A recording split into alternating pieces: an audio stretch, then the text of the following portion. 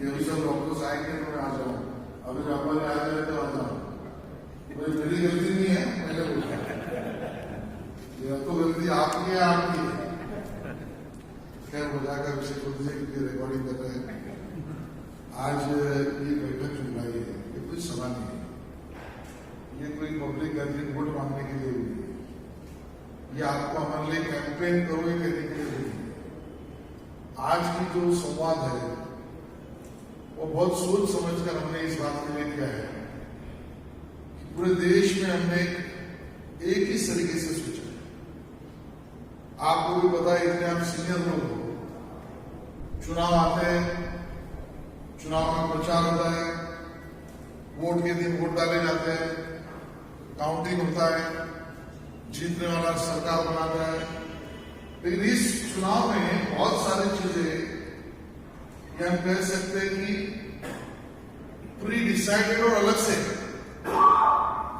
जब मैं pre decided कह रहा हूं तो मैं जितना घूम रहा हूं या आप भी जितने लोगों को मिलते होंगे, ये पहला ऐसा चुनाव है कि जिसमें लोग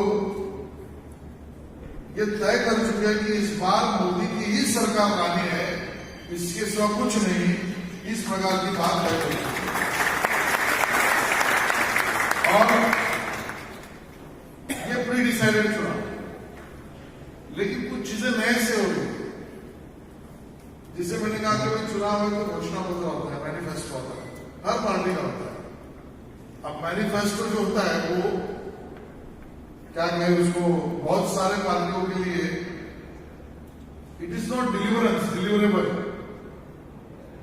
ये वोट को आकर्षित करने के लिए बनाया हुआ चार्टर, ये बहुत सारे दलों के लिए मैनिफेस्टो होता है। और उसके लिए सही में किसी ने नाम जो दिया वो सही है, उन दलों के लिए ये घोषणा पत्र है, यानी घोषणा करना है रियलिटी में। लेकिन हमने इस बार तय किया, मोदी जी ने हमको कहा, हमारी मीटिंग लेकर कहा कि इस बार भारतीय जनता पार्टी करेगी वो मैनिफेस्टो, ये घोषणा पत्र नहीं होगा, ये संकल्प पत्र होगा, ये कमिटमेंट। और उसके लिए संकल्प पत्र अभियान में आपको बुलाया है। संकल्प भी बहुत सिंपल है, बहुत सारे वरिष्ठ लोग यहां पर बैठे हैं, मेरे से ज्यादा उम्र के लोग हैं, मेरे से ज्यादा चुनाव आप में से कई लोगों ने देखे।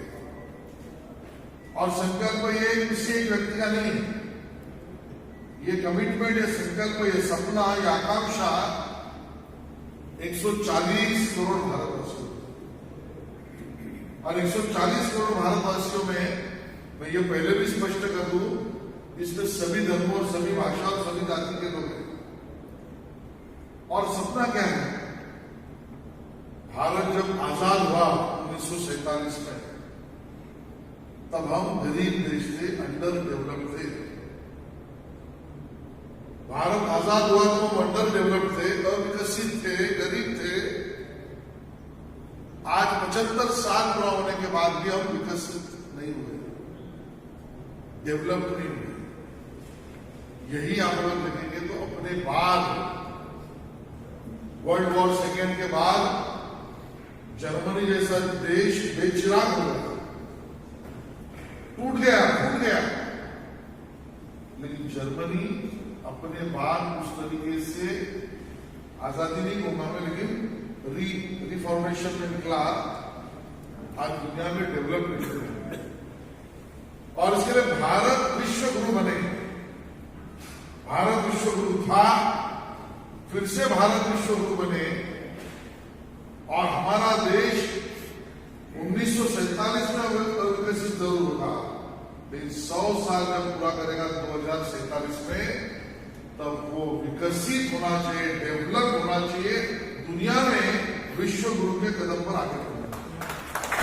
ये 140 करोड़ भारतीय सपना वही देख सकता है, सपना वही पूरा कर सकता है जिसने करने में क्षमता भी है और क्षमता से करके दिखाया है। 75 साल की पूरी भारत की यात्रा का विश्लेषण में नहीं होता, समय में नहीं, आवश्यकता भी नहीं। लेकिन क्षमता की बात करता हूं तो कुछ बिंदु यहां पर जो आपको भी पता है, आपके नजरों के सामने हुआ है। लेकिन कई बार क्या होता है, जैसे अपने घर से रोज, हमारा अजीत के घर से रोज पेट्रोल पार्क दिखता था, तो रोज गार्डन देखते उसको लगता है गार्डन है नहीं, ये भी ब्लाइंड हो गया, क्या कलर ब्लाइंड हो गया। किसी के घर से समुद्र दिखता है तो उसको क्या लगता है, नया वाला आपको को लगता है ये फ्रेश है, तो रोज रहता है उसको क्या लगता है ये वॉल है समुद्र का पानी। इसको कलर ब्लाइंड बोलते हैं। इस तरीके से रोज देखने के बाद बहुत सारी चीजें हम लोगों को लगने लगा कि ये कुछ नहीं है। याद करो 2014 के पहले आप में से जितने लोग एयरपोर्ट जाते थे तो एयरपोर्ट को पहले अपने बैग को टैग लगाना पड़ता था, फिर टैग के ऊपर स्टैम्प लगाना पड़ता था, फिर सिक्योरिटी निकल कर वो बैग के ऊपर स्टैम्प चेक करता था। अभी है कोई टैग, अभी है कोई स्टैम्प? ये छोटी बात मैंने बताई। इसके पहले भारत ने जब पोलियो पर वैक्सीन, वो भी अपनी नहीं, अपने सहकारी अलग देशों से लाई, तो लाकर उसका एडमिनिस्ट्रेट करने के पहले उसका रिसर्च ये करने के लिए भारत को 23 साल लगे। कितने? 23 years to administer and to give the effect to polio vaccine।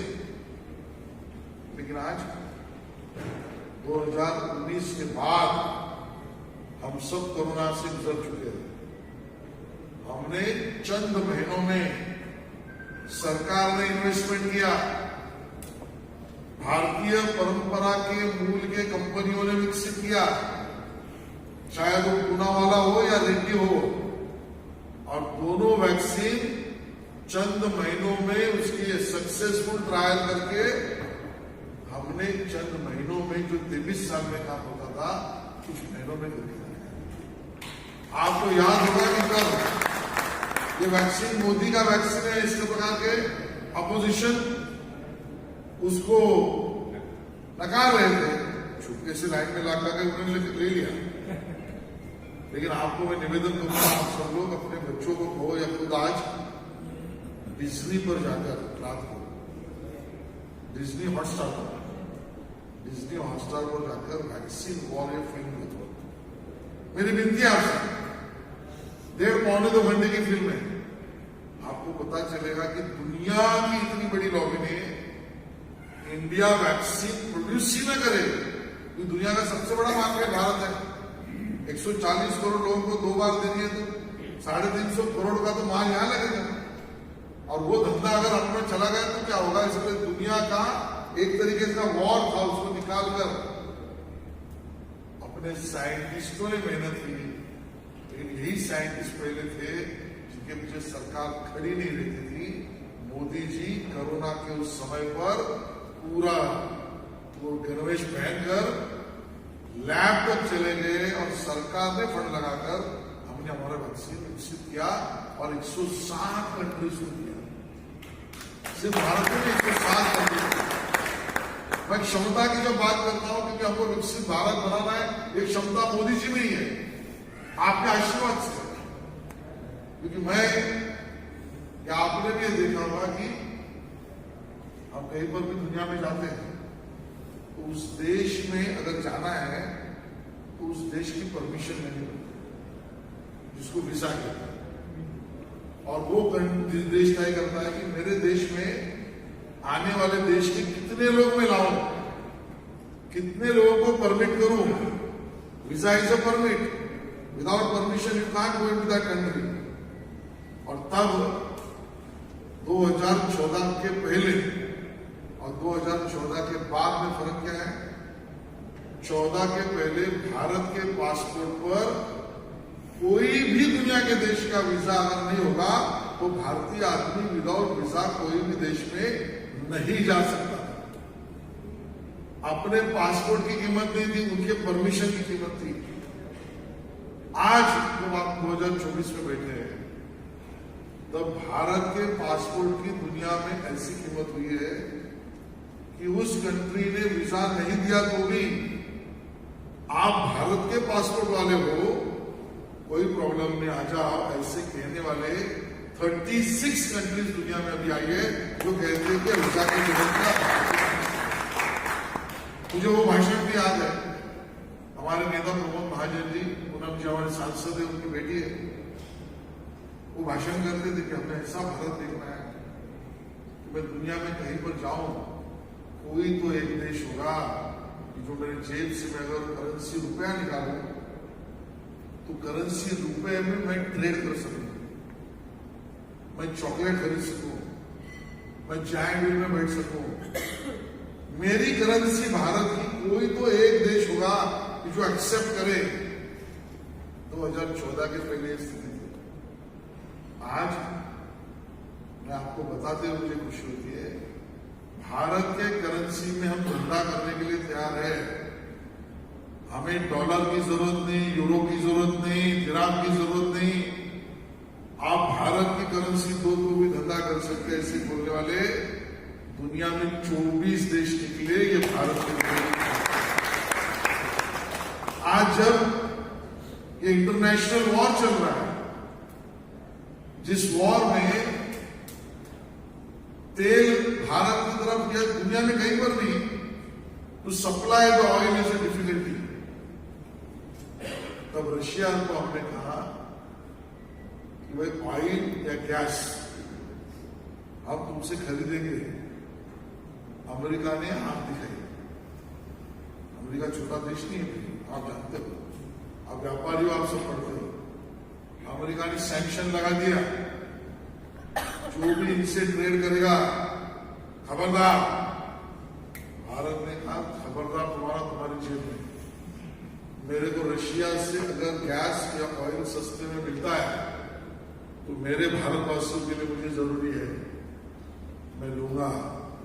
हमने गैस ऑयल लिया भी, अमेरिका भी हमारे खिलाफ नहीं गया और रशिया की दोस्ती भी हमने नहीं तोड़ी। ये भारत की ताकत है।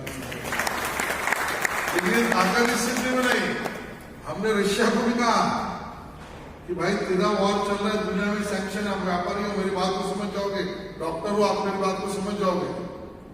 तो हमने इस मौके का फायदा उठाया अच्छे के लिए, और हमने कहा कि भाई तेरे को दुनिया में कोई तरह से धंधा नहीं कर रहा है, मैं अगर कर रहा हूं तो मैं तेरे को पैसा डॉलर में ले लूंगा, तू भारत का रुपया लेगा तो ये करूंगा। पुतिन भी बोला थे भाई भारत का रुपया दे, लेकिन मेरे से नहीं। आप इसकी कल्पना करें, इकोनॉमी में कितना फर्क पड़ा, हमारा कितना आर्थिक कूट उसके कारण कम हुआ। ये दुनिया में भारत 2014 के बाद बहुत सारी चीजें में बदल सकते। आज